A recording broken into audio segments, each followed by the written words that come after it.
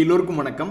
காலையிலேயே நம்ம பைல்வான் இன்னைக்கு பயங்கரமாக இருப்பான் அப்படின்னு நினச்சிட்டு கம்ப்யூட்டர் ஓப்பன் பண்ணி உட்காந்தா காலையிலேயே அது 73 பாயிண்ட் கீழே இறங்கி 26,000க்கு கீழே அந்த புல்தடிக்கு பைல்வான் நம்மளை டென்ஷன் பண்ணிக்கிட்டு இருக்கு.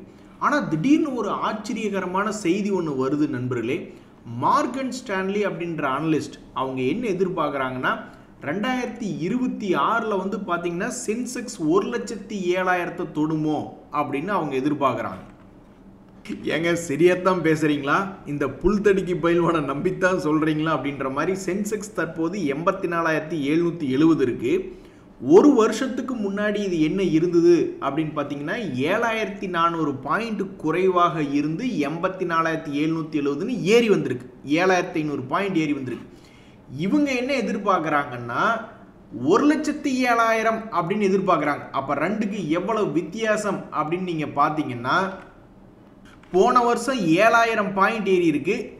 இப்போ இருந்து அடுத்த வருஷத்துக்குள்ள ஒரு 22,000 பாயிண்ட் ஏறுமா அப்படின்ற மாதிரி தான் இந்த மார்கன் ஸ்டான்லி அப்படின்றது எதிர்பார்க்குறாங்க.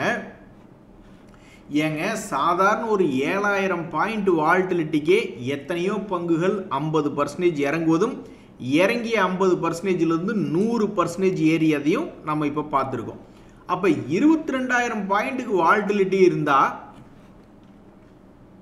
பழனி நீ கரெக்டாக தான் பேசுகிறியா?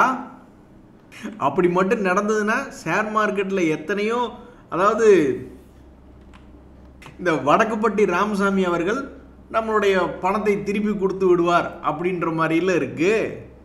இப்படி இந்த அனலிஸ்ட்டுகள்லாம் அவங்களுடைய டார்கெட் சொல்கிறாங்களே நண்பர்களே, அவங்களுடைய அனலைசிஸ் சொல்கிறாங்கல்ல, அதுக்கு அடிப்படையாக நீங்கள் எது வேணும்னு நீங்கள் நினைக்கிறீங்க? நான்லாம் கண்ணை மூடிட்டு சொல்லுவேன், ஃபாரினர்ஸ் ஒரு 20,000 கோடி பணத்தை போட்டாங்கன்னா தான் மார்க்கெட்டில் ஒரு எழுச்சி வரும். வேற என்ன வேணால் யார் வேணால் என்ன வேணாலும் சொல்லிட்டு போகட்டும். நம்ம மார்க்கெட் இப்போ மேல் நோக்கி வராதுக்கு மிக முக்கியமான காரணம் என்னை பொறுத்த வரைக்கும் ஒரு 20,000 கோடி கூட பணத்தை போடாதனால தான். இந்த எஃப்ஐஎஸ் வந்து வேகமாக ஒரு 20,000 கோடி, ஜஸ்ட் 20,000, அவன்லாம் வந்து கடந்த 4 மாதத்தில் 1,00,000 கோடி 2,00,000 கோடின்னு எக்கச்சக்கமாக விற்றுட்டு போயிட்டான். அந்த வித்த பணத்தில் வெறும் 20,000 கோடியை போட்டால் போதும், நம்மளுடைய மார்க்கெட் பிச்சுக்கிட்டு போகிறதுக்கு பல்வேறு வாய்ப்புகள் இருக்குது. ஆனால் இந்த மாதமே முடிய போது இப்போ வரைக்கும் 13,210 கோடி பணத்தை வெளியே தான் எடுத்திருக்காங்க கேஷ் மார்க்கெட்லேருந்து. நேற்று மட்டும் கொஞ்சம் கொசுறு கொடுக்குற மாதிரி 442 கோடிக்கு வாங்கியிருக்காங்க. ஸோ ப்ராபப்ளி இந்த அனலிஸ்ட்டுகள் யோசிக்கக்கூடிய இந்த நேரத்தில் எஃப்ஐஎஸ் வந்து நம்மளுடைய இந்தியாவுக்கு திரும்பி வாங்க ஆரம்பிப்பாங்களா அப்படின்ற ஒரு கேள்வி வருது. என்னை கேட்டால் வாங்குங்க, கடைசிக்கு ஒரு 20,000 கோடிக்கு நீங்கள் வாங்கினீங்கன்னா கூட எங்கள் நிஃப்டி எல்லாம் பறந்துருமே அப்படின்றதான் என்னுடைய ஆசையாக இருக்குது. நண்பர்களே, எல்லாத்துக்குமே தெரியும் இப்போ மார்க்கெட் வந்து ஓரளவுக்கு நல்லா இருக்கு. இங்கிருந்து கீழே இறங்கிட்டான்னு வச்சுக்கோங்களேன், எல்லாத்துக்குமே தெரியும் நியூஸே தேவையில்லை. ஷார்ட் கவரிங்னு ஏதாவது ஒன்று சொல்லி ஏற்றி விட்டுருவாங்க, அல்லது பார்கெயின் ஹண்டிங்னு ஒன்று சொல்லுவாங்க, அல்லது ட்ரெண்ட் ரிவர்சல் சைட்வேஸாக மார்க்கெட்டுன்னு சொல்லி ஏதாவது ஒன்று ஏற்றி விட்டுருவாங்க. அது நம்ம எல்லாத்துக்குமே தெரியும். ஸோ ஏற்கனவே பல முறை கீழே இறங்கி மேலே ஏறி 2,000 அவன் ஏறிட்டான். கிட்டத்தட்ட கணக்கு போட்டு பார்த்தோம்னா அதுவே 10,000 பாயிண்ட்டுக்கு மேலே போயிடும். ஸோ இப்போ இந்த நிஃப்டி நம்ம என்ன வேண்டி கேட்டுக்கிறோம்னா, இப்போ நீ மேலே இருக்க, இந்த மாதம் சரி அடுத்த மாதத்துலையும் சரி எப்போ வேணாலும் இந்த யூரோப்பியன் யூனியன் கூட இருக்கக்கூடிய ட்ரேட் அக்ரிமெண்ட் ஆகட்டும், அமெரிக்காவோட இருக்கக்கூடிய ட்ரேட் அக்ரிமெண்ட் எப்போ வேணாலும் வரலாம்.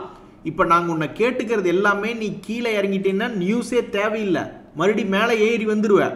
ஆனால் உனக்கு தொடர்ந்து மேலே ஏறக்கு தான் நியூஸ் வேணும். அதனால் அந்த 2 நியூஸுகள் 3 நியூஸுகள் வர்ற வரைக்கும் நீ அப்படியே இந்த இடத்துலையே அப்படியே அமுத்தி உட்கார்ந்தா தான் உனக்கு என்ன? இப்போ எதுக்கு நீ பொசுக்குன்னு மேலே 26,000 தாண்ட முடியாமல் நேற்று தான் தாண்டின, மறுபடியும் இன்னைக்கு 75 பாயிண்ட் இறங்கிட்டு இருக்கியே அப்படின்றதான் ட்ரேடர்களுடைய கோபம். ஸோ தற்போதைக்கு நம்மளுக்கு யார் ஆதரவாக இருக்காங்க அப்படின்னு பார்த்தீங்கன்னா இந்த 25,200 அப்படின்றதான் ஆதரவாக இருக்குது. இப்படியே மார்க்கெட் ஆடிக்கிட்டே இருக்கும் பொழுது அந்த ட்ரேட் சம்பந்தப்பட்ட நல்ல தகவல்களோ, அல்லது எஃப்ஐஐ சம்பந்தப்பட்ட தகவல்களோ, அல்லது இந்த மார்கன் ஸ்டான்லி போன்ற ஆட்கள் வந்து அனலிஸ்ட் பண்ணி ஒரு டார்கெட் அவங்க மனசில் யோசிக்கிறதோ, ஏதோ ஒன்று நடந்து டபக்குன்னு தூக்கி விட்டுட்டா எல்லாத்துக்கும் ஒரு நல்ல சந்தோஷமான நாளாக இருக்கும். எத்தனை பேர் 2-3 வருஷமாக எத்தனை பங்குகளை கும்பா குட்டி பங்குகளை லாக் ஆகி எத்தனையோ பேர் இருப்பாங்க. எல்லாத்துக்குமே வெளியே வரக்கு ஒரு ஆப்பர்ச்சுனிட்டி கிடைக்கும். இது நடக்குமா இல்லையா அப்படின்றத பொறுத்துன்னு தான் பார்க்கணும். ஸோ நம்ம நிஃப்டி கேட்டுக்கிறதெல்லாம் அந்த நல்ல நியூஸ் 2-3 வர்ற வரைக்கும் நீ இப்படியே ஒரே இடத்துல இரேன். நண்பர்களே, இந்த சமயத்தில் நிறைய கம்பெனிகள் இன்னைக்கு ஆர்டர் ரிலேட்டடான நியூஸ் வராத காரணம் இருக்குது. பட் ஒரு பங்குக்கு நான் வந்து ஒரு நியூஸ் ஒன்று பார்த்துக்கிட்டு இருந்தேன். அதாவது இந்த நியூஜென் சாஃப்ட்வேர் டெக்னாலஜிஸ் அப்படின்ற பங்கில் யுனைடெட் கிங்டமில் அவங்களுக்கு ஒரு ஆர்டர் கிடச்சிருக்கு, ஒரு இன்டர்நேஷ்னல் ஆர்டர் கிடச்சிருக்கு அப்படின்ற ஒரு செய்தி ஒன்று பார்த்துக்கிட்டு இருந்தேன். எத்தனை கோடிக்குன்னு பார்த்தீங்கன்னா இந்திய மதிப்பில் 15 கோடி அப்படின்றது. இந்த நியூஜென்லாம் வந்து ஒரு குவார்ட்டருக்கு 400 கோடிக்கு பக்கம் வியாபாரம் என்பது பண்ணிக்கிட்டு இருக்காங்க. அதில் இந்த 15 கோடி என்பது ரொம்ப கம்மியான ஒரு ஆர்டர் தான். பட் இருந்தாலும் ஆர்டர்கள் இன்னைக்கு கிடைச்ச பங்குகள் அப்படின்னு எடுத்து பார்த்துட்டு இருக்கீங்களா ரொம்ப கம்மியாக இருந்தது. அதில் இந்த நியூஜென் அப்படின்ற பங்குக்கு ஆர்டர் கிடைச்சிருக்கு அப்படின்ற ஒரு செய்தி வந்திருக்கு.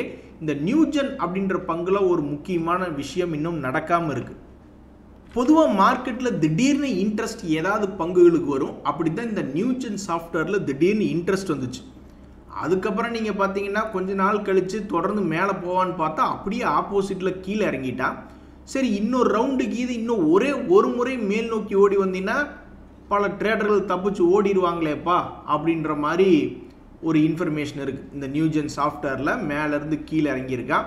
ஸோ இந்த இடத்துல ஆர்டர் கிடச்சிருக்கு அப்படின்ற செய்தி வந்திருக்கு. ஸோ இந்த பங்கு தொடர்ந்து கீழே போகிறதா அல்லது கிடைச்ச நியூஸுக்கு ஏதாவது திரும்பி தன்னுடைய பழைய ஹையை ரீச் ஆக போகுதா, என்ன செய்ய போகிறது?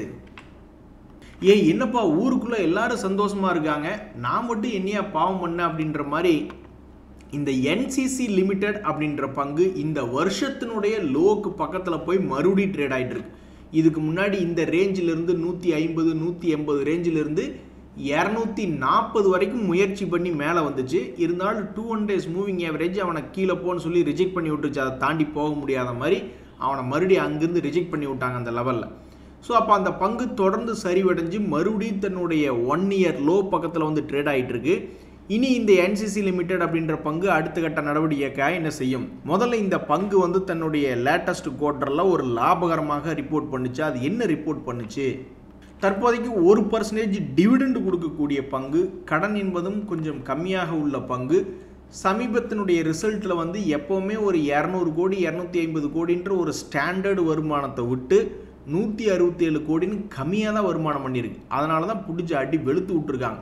அது மட்டும் இல்லாமல் கடந்த 3 குவார்ட்டர்களாக அதனுடைய சேல்ஸ் என்பது இறங்குமுகமாக இருக்குது.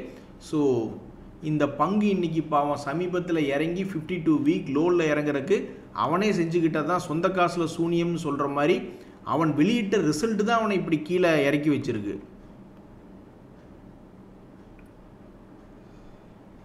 நண்பர்களே, சில பேர்த்துக்கு தான் ஐபிஓவில் வந்து தொடர் வெற்றி கிடைக்கும். முதல்ல அந்த ஐபிஓ கிடைக்கணும், கிடைச்சதுக்கப்புறம் அந்த ஐபிஓ நல்லபடியாக வந்து லிஸ்ட் ஆகணும். ஸோ இன்றைக்கி 2 ஐபிஓக்கள் வந்து லிஸ்ட் ஆகிருக்கு. ஸோ 2 ஐபிஓக்களில் தொடர் வெற்றிகளை குவித்த ஐபிஓக்கள் வீரர்கள் அப்படின்ற மாதிரி யாருக்கெல்லாம் இந்த ஃபிசிக்ஸ் வாலா அப்படின்ற ஐபிஓ கிடைச்சதோ அவங்களுக்கு மிக அருமையான ஒரு லிஸ்டிங் கெயின் அப்படின்றது கிடைச்சிருக்கு. 38%. கூடவே வந்தைய செவ்வாழை என்ன 2% தான் நீ கெயின் கொடுத்துருக்கு அப்படின்ற மாதிரி அந்த MV சுமாரான லிஸ்டிங். ஸோ இந்த ஃபிசிக்ஸ் வாலா அப்படின்ற ஐபிஓனுடைய விலை 109 ரூபாய்க்கு கம்மியான விலை விட்டால் உடனே ஏறிடான்னு போல் ஏதோ ஐடியா பண்ணுறானே. ஐபிஓவில் கம்மியான விலை போட்டால் கொஞ்சம் அதிகமான விலைக்கு போயிடலாம் அப்படின்ற மாதிரி நினைக்கிறாங்களேன்னு தெரியல. அதுக்கு முதல்ல ஒரு சக்ஸஸ் ரேஷியோ எடுத்து பார்க்கணும். 100 ரூபாய் 200 ரூபாய்க்கு வந்த ஐபிஓக்கள் எத்தனை ஏறி இருக்குது, எத்தனை இறங்கியிருக்கு அப்படின்னு. ஸோ இந்த ஃபிசிக்ஸ் வாலானுடைய கிரே மார்க்கெட் ப்ரீமியம் ஒரு 8%, 12%, 5% அப்படின்ற மாதிரி சில நேரங்கள்லாம் டிஸ்கவரபிலிட்டியே காட்டல. வெறும் 1% தான் கெயின் காமிச்சிக்கிட்டு இருந்தான். ஆனால் வந்து லிஸ்டிங் ஆகும்பொழுது இவ்வளோ பெரிய லிஸ்டிங்கில் ஆகிட்டு இருக்கான். ஸோ இந்த டேட்டாவினுடைய நம்பகத்தன்மை என்பது குறைஞ்சிக்கிட்டே வருது. அதே மாதிரி MB ஃபோட்டோவால்டிக் பவர் அப்படின்றதுனுடைய கிரே மார்க்கெட் ப்ரீமியம் ஒன்றுமே காட்டல, டிஸ்கவரபிலிட்டியே இல்லை. அதுக்கு தகுந்த மாதிரி இவன் அதே மாதிரி வெறும் ஃப்ளாட்டாக வந்து லிஸ்டிங் ஆகிருக்கு. ஸோ இன்றைக்கி ஓப்பனாக இருக்கக்கூடிய இந்த கேபிலரி டெக்னாலஜிஸ் லிமிடெட் அப்படின்ற ஐபிஓ நவம்பர் 18 இன்னையோட க்ளோஸ் ஆகுது. இவனுடைய கிரே மார்க்கெட் ப்ரீமியம் என்ன சொல்லுதுன்னா வெறும் 4% தான் லிஸ்டிங் கெயின் காமிச்சிக்கிட்டு இருக்கு.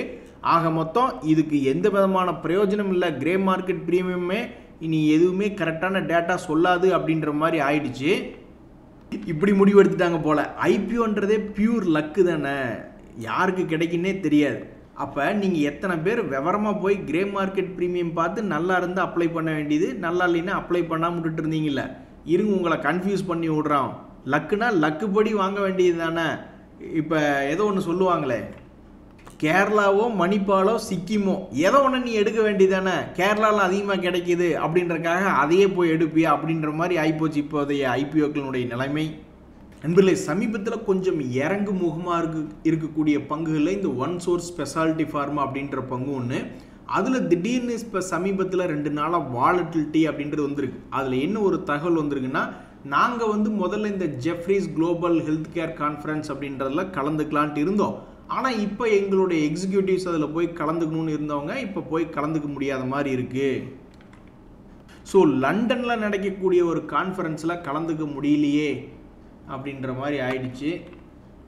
நண்பர்களே, சில நண்பர்கள் மறதியாக கூட ப்ரீவியஸ் குவார்ட்டரில் ஏதாவது லாஸ் மேக்கிங் கம்பெனியாக இருந்தால் அது பக்கமே போக மாட்டாங்க. ஏன்னா அவங்ககிட்ட கன்சிஸ்டன்ட் இல்லை, லாபம் பண்ணுறான் நஷ்டம் பண்ணுறான்னு. ஒரு உதாரணத்துக்கு இந்த ஜிஎம்ஆர் ஏர்போர்ட் அப்படின்றத எடுத்து பார்த்தோம்னா, அவன் லாபம் பண்ணிக்கிட்டு இருப்பான், அப்புறம் நஷ்டம் பண்ணிக்கிட்டு இருப்பான், மாற்றி மாற்றி பண்ணிக்கிட்டு இருப்பான்.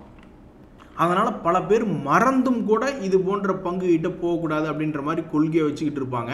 ஆனால் இப்படி இருந்த ஒரு பங்கு கூட என்ன பண்ணியிருக்கா அப்படின்னு பார்த்தீங்கன்னா, சமீபத்தினுடைய லோ ஆல்மோஸ்ட் 35% பக்கம் இறங்கிடுச்சு. அந்த 35% இறங்கினதுக்கு பிறகு எத்தனை நாள் அதை மீட்டெடுக்கிறதுக்கு ஆயிருக்கு அப்படின்னு நீங்கள் பார்த்தீங்கன்னா, மார்ச் மாதத்தில் விழுந்தது. இப்போ நம்ம ஆல்மோஸ்ட் நவம்பர் டிசம்பருக்குள்ளே என்ட்ரு ஆகிட்டோம். ஸோ கிட்டத்தட்ட 8 மாதத்திற்கு பிறகு இந்த பங்கு தன்னுடைய பழைய உச்சியை பிடிச்சிருக்கு. 35% இறங்கி மறுபடியும் 50%ஆக திரும்பி ஏறி தன்னுடைய பழைய உச்சத்தை பிடிச்சிருக்கு. இதை பார்த்தோன்னு நிறைய பேர் நினைப்பாங்க, நாங்களும் தான் தெரியாமல் போய் லாஸ் மேக்கிங் கம்பெனிலெல்லாம் எடுத்து வச்சுருக்கோம், அவன்லாம் ஒருத்தனை ஏற மாட்டேன்றானே. அதே மாதிரி இன்னைக்கு ஏமாற்றத்தை கொடுத்து திரும்பி மேலே வராத பங்குகளில் இந்த பாலகிருஷ்ணா இண்டஸ்ட்ரீஸ் அப்படின்றது ஒன்று இருக்குது. சமீபத்தில் பல முறை அவன் ஏறுவதும் இறங்குவதுமாக திரும்பி திரும்பி வந்துக்கிட்டே இருந்தான். இந்த முறை என்னமோ அவன் திரும்பி மேல் நோக்கி வரமாட்டேங்கிறான். சமீபத்தில் சரிந்து கிடந்த பங்கு மறுபடியும் திரும்பி தன்னுடைய பழைய ஹையை தொடுவான்னு பல பேர் பார்த்துக்கிட்டு இருந்த நேரத்தில் அவன் தன்னுடைய பழைய ஹையை போய் தொடாமல் அப்படியே ஆடிக்கிட்டு இருக்கு. இந்த சுந்தரம் ஃபினான்ஸ் அப்படின்ற பங்குமே இன்னைக்கு மேல் நோக்கி இருந்து கீழே 2 days மூவிங் ஆவரேஜ் கீழே தான் வந்துட்டு இருக்கு. இவன் எப்போவுமே குழப்பம் இல்லாமல் ஒரு வேலையை பண்ணிக்கிட்டு இருப்பான். எப்படின்னு பார்த்தீங்கன்னா, ஏறுவதும் இறங்குவதுமாக இந்த ஒரு வருஷத்தில் குழப்பம் இல்லாமல் ஒரு வேலைக்கு தான் பண்ணிக்கிட்டு இருக்கு. அப்படி இருக்கக்கூடிய இந்த சுந்தரம் ஃபினான்ஸ் மறுபடி கீழே விழுந்தாலும் ஏதாவது குழப்பம் இல்லாமல் ஏதாவது ஒரு சைட்வேஸாகவே இருக்குமா அப்படின்ற ஒரு எதிர்பார்ப்பு ட்ரேடர்களுக்கு மத்தியில் வந்திருக்கு. ஸோ நிறைய பேர் இவன் மறுபடி எப்படா கீழே 4200 விழுவான் அப்படின்ற மாதிரி தான் நிறைய பேர் பார்த்துட்டு இருக்காங்க. நண்பர்களே, நிறைய பேர் ஃபீல் பண்ணிக்கிட்டு இருப்பீங்க, அட அந்த க்ரோ ஆப் மேல் நோக்கி ஏறி போயிடுச்சு, என்எஸ்டிஎல் ஐபிஓ மேல் நோக்கி ஏறி போச்சு, அந்த டாடா இன்வெஸ்ட் அப்படின்றது ஒரு ஸ்பிளிட் நியூஸ் விட்டாங்க, மேல் நோக்கி ஏறி போச்சு. இந்த மாதிரி எத்தனையோ ஸ்டாக்குகளுடைய ரேலி மேல் நோக்கி போயிடுச்சு. இனி அடுத்தது இனி எப்போ தான் மறுபடியும் ஏதாவது பங்குகளில் நியூஸ் ரேலி வரும் அப்படின்னு பார்த்துக்கிட்டு இருந்தோம்னா, இந்த ஷேர் மார்க்கெட் ஒரு அக்ஷய பாத்திரம் மாதிரி, எப்படி மாதத்துக்கு ஏதாவது ஒரு 4-5 நியூஸ் வரத்தான் செய்யும். ஆனால் நீங்கள் சக்ஸஸ் இருக்கிற ஆளுகளையே நீங்கள் பார்த்துட்டு இருக்கீங்க. ஆனால் கும்பா குட்டி ஆன சில பங்குகள் நீங்கள் பார்த்துருக்கீங்களா? ஒரு உதாரணத்துக்கு டாடா மோட்டர் தன்னுடைய பிஸ்னஸை பிரித்து விடுறதுக்கே முக்கிய காரணம் என்னென்னா, நாங்கள் ரொம்பவுமே ஃபோக்கஸ் பண்ணி அதிகமான லாபம் சம்பாதிக்கணும் தான் எங்கள் கம்பெனிலே பிரித்து விட்றோம் அப்படின்னாங்க. அது நல்ல நியூஸ் தான். பட் அந்த நல்ல நியூஸுக்கு அந்த பங்கு எடுத்து வச்சவங்களுக்கு ஏறல. நீங்கள் மேலே ஏறினவனை மட்டுமே பார்த்துருக்கீங்க. நியூஸ்கள் ஏறாமல் இருக்கக்கூடிய ஆட்களில் அவனும் ஒருத்தனாக இருக்கான். ஸோ நம்மளை பொறுத்த வரைக்கும் நிறைய பேர் என்ன யோசிக்கணும் அப்படின்னா, பெரும்பாலும் ஒவ்வொரு நியூஸுக்கும் ஒரு தடவை இந்த ஸ்டாக் மார்க்கெட்டில் அட்டெம்ப்ட் பண்ணும் அப்படின்னு நிறைய பேர் நினச்சிக்கிட்டு இருப்பாங்க. ஸோ அப்படி இருக்கும் பொழுது சில நியூஸ்கள் காப்பாற்றிடும், சில நியூஸ்கள் கவுத்து விட்டுரும். ஆக மொத்தம் ஒவ்வொரு நியூஸுக்கும் ஒவ்வொரு அட்டெம்ப்ட் அடிக்கிறவங்கனாலையும் அதே மாதிரி ஏதாவது நியூஸ்னால அது ஒரு பங்கு மேலே ஏறுவான்னு நினச்சிக்கிட்டு இருப்போம். கீழே போயிடுச்சுன்னா அதை மறுபடியும் மேனேஜ் பண்ணுறதுக்கும் பின்னாடி ஃபண்ட் பேலன்ஸ், ஃபண்ட் பவர் அப்படின்றதும் இருக்கணும். இத்தனையும் இருந்தால் தான் தெளிவாக ஷேர் மார்க்கெட்டில் ஜெயிக்க முடியும். இல்லைன்னா நீங்கள் 4 பங்கு 5 பங்கு ஏறின நியூஸ்களை பார்த்துக்கிட்டு இருப்பீங்க. ஆனால் பல நியூஸ்கள்னால இறங்கி கிடக்கக்கூடிய பங்குகள் நீங்கள் கவனிச்சிருக்க மாட்டீங்க. ஆக மொத்தம் டோட்டல் பண்ணி பார்க்கும் பொழுது ஜெயிச்சதை ஓகே, எதெல்லாம் மாட்டிருக்குமோ அதையும் மேனேஜ் பண்ணி ஜெயிச்சு வர்றதுக்கு பணம் வேணும். மறுபடியும் புதிய நியூஸ்கள் எதாவது வந்ததுன்னா அதுக்கும் போடுறதுக்கு பணம் வேணும். இத்தனைக்கும் நம்மளுக்கு மணி பவர் இருந்ததுனா தான் ஜெயிக்க முடியும். ஹலோ, எங்களுக்கு நடுவில் எடுக்கிறதுக்கு விருப்பம் இல்லை. காலியே ஒரு இடம் இருக்குது பார்த்தீங்களா, அங்கே வந்தீங்கன்னா எங்களுக்கு ரொம்ப மகிழ்ச்சியாக இருக்கும், மனசுக்கு ஒரு தெளிவு கிடைக்கும் அப்படின்ற மாதிரி தான் இந்த ஃப்ளோரோகெம் ஷேரில் ட்ரேட் பண்ணுறவங்களாம் நினச்சிட்டு இருப்பாங்க. ஏன் அப்படின்னா இந்த வருஷத்தில் மட்டும் ஒரு ரெக்கார்டு அப்படின்றது பண்ணியிருக்கு. ஒரு 6 முறை ஒரு குறிப்பிட்ட லோவை உடைக்க முடியாமல் மறுபடியும் மேலே போய் சம்பாரித்து கொடுத்த ஒரு பங்கு தான் இந்த குஜராத் ஃப்ளோரோகெமிக்கல்ஸ். சமீபத்தில் சில நாட்களாக இறங்கி கிடக்கு. ஆனால் இந்த இறக்கம் எங்களுக்கு பத்தாது, எங்களுக்கு தெளிவாக இருக்கணும்னா நீ இன்னும் கீழே இறங்கி இதுக்கு முன்னாடி 6 தடவை லோ போன பார்த்தியா, மறுபடியும் அங்கே போனீங்கன்னா தான் எங்களுக்கு தெளிவு கிடைக்கும்னு பல ட்ரேடர்கள் இந்த ஃப்ளோரோகெம் இறங்கணும் அப்படின்னு பார்த்துக்கிட்டு இருக்காங்க. நண்பர்களே, இன்னொரு நியூஸ் சேர்த்து எழுதிக்கங்க. நம்ம மார்க்கெட் திடீர்னு பிச்சுக்கிட்டு மேலே போகணுன்னா அமெரிக்காவினுடைய ட்ரேட் ஒப்பந்தம், யூரோப்பியன் யூனியனுடைய ட்ரேட் ஒப்பந்தம், FIS நம்ம மார்க்கெட்டில் வாங்கணும். அது கூட இந்த RBIனுடைய ரேட் கட்டும் ஏதாவது வரக்கூடிய கடைசி இந்த வருஷத்தில் 2025 பார்த்தீங்கன்னா டிசம்பரில் ஒரு மீட்டிங் வருது. அதில் ஏதாவது ஒரு 1/4% ஒரு 0.5% ஏதாவது குறைச்சி பொருளாதாரத்துக்கு பாசிட்டிவாக ஷேர் மார்க்கெட்டுக்கு ஒரு அட்வான்டேஜ் பாயிண்ட்டாக பண்ணி கொடுப்பாங்களா அப்படின்ற இந்த ஒரு நியூஸையும் சேர்த்து எழுதிங்க. ஆக மொத்தம் மார்க்கெட் உச்சத்தில் இருக்குது. நிறைய குட் நியூஸ் வர வேண்டியது பெண்டிங் இருக்குது. அது வரைக்கும் அவன் தாக்கு பிடிச்சானா பரவாயில்ல. நம்மளுடைய நிஃப்டி வழக்கம் போல் 2000 பாயிண்ட் இறங்கினதுக்கப்புறம் நல்ல நியூஸ் அவனை ஏற்றி விட்டா என்ன, ஏற்றி விடலின்னு என்ன. சமீபத்தில் ஃபார்மா செக்டரில் ஏதாவது எகிருமான்னு நிறைய பேர் பார்த்துக்கிட்டு இருந்தாங்க. ஏன்னா அந்த ஃபார்மா செக்டரில் இருந்த எல்லா நியூஸுமே வெளியே வந்துருச்சு. அந்த நியூஸ் வந்ததுக்கப்புறம் இந்த ஆரோ ஃபார்மா கூட ஒரு குறிப்பிட்ட மீன்மண்டை பேட்டர்ன் விட்டு எந்த பக்கம் எகிரி அடிப்பான் அப்படின்னு பார்த்துக்கிட்டு இருந்தா அவன் கீழே போகாமல் டபக்குன்னு மேலே போயிட்டான். ஸோ கடந்த சில நாட்களாக தொடர்ந்து மேல் நோக்கி ஏறிக்கொண்டு வந்திருந்த பங்குகளில் இந்த ஆரோ ஃபார்மா அப்படின்ற பங்கு ஒன்றா இருக்குது. நண்பர்களே, இந்த மேலே இருக்கக்கூடிய மார்க்கெட்லேயும் இன்னும் பல பங்குகள் கீழிருந்து திரும்பி வரல. அதே மாதிரி ஒரு பாதி தூரம் வந்தவனும் இன்னும் பழைய ஹையை திருப்பி தொடல. ஏன் நம்மளை எல்லாம் அந்த பங்குகள் மறந்துருச்சுன்னு தெரியல. ரொம்ப சில பங்குகள் தான். ஒரு உதாரணத்துக்கு இந்த ஹொனாசா அப்படின்ற ஒரு பங்கு கூட எடுத்து பார்த்தீங்கன்னு வச்சிங்களேன். இதுவே நீங்கள் மஹிந்திரா சொல்ல முடியுமா, இல்லை ஒரு கோட்டக் பேங்க் சொல்ல முடியுமா, ஒரு ICC பேங்க் அல்லது HDFC பேங்க்னு எத்தனையோ பங்குகள் இருக்குது. வரிசையாக சொல்லிகிட்டே போகலாம். எத்தனையோ பங்குகள் நல்லா மேலே வந்துட்டான். ஆனால் இன்னுமே பல பங்குகள் நம்மளை மறந்துட்டு நம்மளுக்கு லாபத்தை கொடுக்கணுன்றதையே மறந்துட்டு ரொம்பவுமே கும்பா பாட்டு பாடிக்கிட்டு இருக்கு. அதில் இந்த ஹொனாசா அப்படின்ற பங்கு எத்தனையோ நாட்களுக்கு முன்னாடி மே மாதம் நினைக்கிறேன், அப்போ ஒரு மிகப்பெரிய ஒரு இன்ட்ரெஸ்ட் மார்க்கெட்டில் வந்துச்சு. உடனே 200 days மூவிங் ஆவரேஜையும் தாண்டினான். பொதுவாக இப்படி தாண்டதை பார்த்தாவே நிறைய ட்ரேடர்கள் குஷி ஆகிடுவாங்க. அதுக்கப்புறம் இந்த பங்கு கீழே இறங்கினதுக்கப்புறம் மறுபடியும் ஒரு பிக்கப் ஆகும், மறுபடியும் இன்னொரு ரவுண்டு போவான்னு நினச்சிட்டு இருந்திருப்பாங்க. அது நடக்கவே இல்லை. அவன் கீழே போயிட்டு மறுபடியும் இப்படி ஆடிக்கிட்டு இருக்கான். ஸோ இன்றைய தேதி வரைக்கும் ஒரு லாங் பெண்டிங்காக இந்த ஹொனாசா கன்சியூமர் இதுக்கு முன்னாடி திடீர்னு மார்க்கெட்டில் ஒரு இன்ட்ரெஸ்ட் வந்துச்சு, அந்த இடத்தினுடைய ஹையை திருப்பி பிடிக்கிறதுக்கு வரவே மாட்டேங்கிறான். பாவம் இந்த ட்ரேடர்கள்லாம் இந்த ஹொனாசா ஷேரில் என்ட்ரி எடுத்தவங்க 5-6 மாதமாக பாவம் உட்காந்து விட்டத்தை பார்த்துட்டு வந்துட்டு இருப்பாங்க. டாய் பாடி சோடா, எங்களை ஏமாற்ற பார்க்குறியா அப்படிங்கிற மாதிரி இந்த BBTC இன்னைக்கு திடீர்னு 8% ஏறி இருக்கும். உடனே நிறைய பேர் என்ன நினைப்பாங்க, அப்போ இது தொடர்ந்து ஏறுமா அப்படின்ட்டு. ஆனால் அந்த ஷேரை வச்சுருக்கிறவங்க யாரை ஏமாற்ற பார்க்குற, உண்மையாக சொல்லு, நீ என்ன செய்ய போகிற அப்படின்ற மாதிரி இந்த வருஷத்தில் இது பல முறை திடீர்னு லாங் கேண்டில் போட்டிருக்கான். எவ்வளவோ முறை அவன் முகத்தில் மட்டும்தான் வேலை செஞ்சுருக்கு, உடம்புல வேலை செய்யலை அப்படின்ற மாதிரி. இது வரைக்கும் பாருங்களேன், 2025 திடீர்னு இப்படி ஒரு மிகப்பெரிய ஒரு கேண்டில் போடுறான். ஆனால் அதுக்கப்புறம் ஒரு விஷயம் இருக்காது, நீட்டிப்படுத்துருவான். அதனால் இந்த பங்கை வச்சுருக்கிறவங்க நீ முதல்ல 2500 ரூபாய்க்கு மேலே வந்து காட்டு, அப்புறம் தான் உங்களை நாங்கள் நம்புவோம் அப்படின்ற மாதிரி உட்காந்துருக்காங்க. சரி நண்பர்களே, இந்த மார்கன் ஸ்டான்லி சொன்னது நடக்குதா இல்லையான்னு பார்க்குறக்கு அடுத்த வருஷம் டிசம்பர் வரைக்கும் காத்துக்கிட்டு இருக்கணும். சென்செக்ஸ் 1,07,000 வருதா இல்லையா அப்படின்னு பார்க்குறக்கு. அப்படி ஏறுற மாதிரி இருந்தால் கரண்ட் ஸ்டேஜிலிருந்து 22,000 பாயிண்ட் பக்கம் ஏற வேண்டியது இருக்குது. நடக்குமா இல்லையா என்பதை காலம்தான் பதில் சொல்லணும். நன்றி, வணக்கம்.